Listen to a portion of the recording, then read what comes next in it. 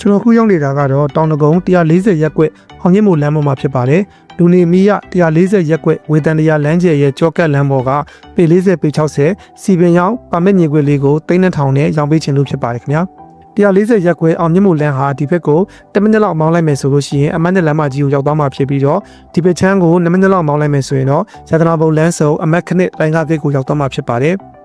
ဆောင်းချပေးမဲ့ညီကွယ်လေးကဒီလမ်းတိုင်းဝင်သွားပြီးတော့ဝန်တန်တရားလမ်းမမရောက်ခင်မှာညာဖက်ကွေးလမ်းရဲရောက်ပြီးဖြစ်ပါတယ်။တွားကြည့်ရအောင်ခင်ဗျာ။ဒါကျွန်တော်တို့ခုနရက်ခဲ့တဲ့အောင်မြင့်မှုလမ်းမဖြစ်ပြီးတော့ဆောင်းချပေးမဲ့ညီကွယ်လမ်းနဲ့ဆိုရင်အနီးလေးပဲဖြစ်ပါတယ်။ဒီဘက်ကိုဆက်သွားမယ်ဆိုရင်တော့အမတ်နဲ့လမ်းထိထဲပေါက်တဲ့ဝန်တန်တရားလမ်းကျယ်ကိုရောက်သွားမှာဖြစ်ပါတယ်ခင်ဗျာ။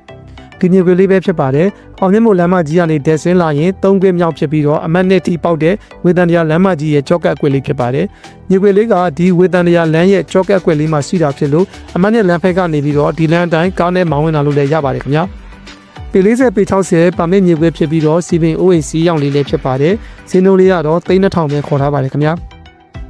မြေပြင်မှာကျူးချင်နေခြံစီရိုးပန်ဝန်းကျင်နေသားတွေကိုကြည့်ပြီးပြီဆိုတော့အနာဂတ်လားလာအတွက်ညီပုံနဲ့တခါထပ်ကြည့်ရအောင်ခင်ဗျာဒီနေရာလေးပဲဖြစ်ပါတယ်ခင်ဗျာဒါကတော့ကျွန်တော်တို့အမတ်နဲ့လမ်းမကြီးဖြစ်ပါတယ်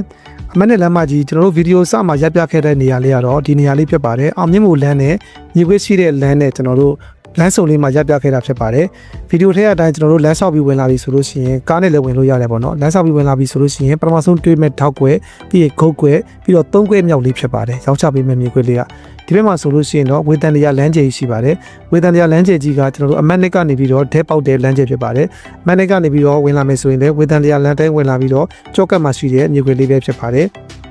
140ရက်ွက်ကြီးဟာကျွန်တော်တို့ဒီဘက်ချမ်းမှာဆိုရင်ဇောတိကလမ်းမှာ140ရက်ွက်ဆုံးမှာဖြစ်ပြီးတော့ဒီဘက်ချမ်းတစ်ချမ်းလုံးဟာလူနေအိမ်ပြီးရက်စစ်မီရပြီးသားလူနေရက်ွက်ကြီးပဲဖြစ်ပါတယ်ဒီဘက်ချမ်းမှာဆိုရင်တော့အမတ်နဲ့လမ်းနဲ့နီးပါဖြစ်ပြီးတော့အောင်မြင့်မို့လမ်းဘက်ကလာမယ်ဆိုရင်လည်းဗီဒီယိုထဲအတိုင်းအနီးလေးပဲလာလို့ရမှာဖြစ်ပါတယ်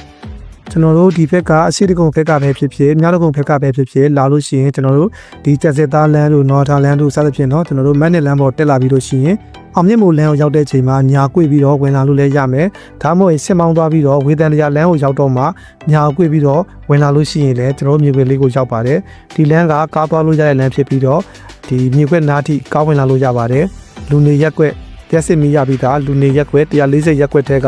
ဝေတန်တရားလမ်းမကြီးရဲ့ကြောကတ်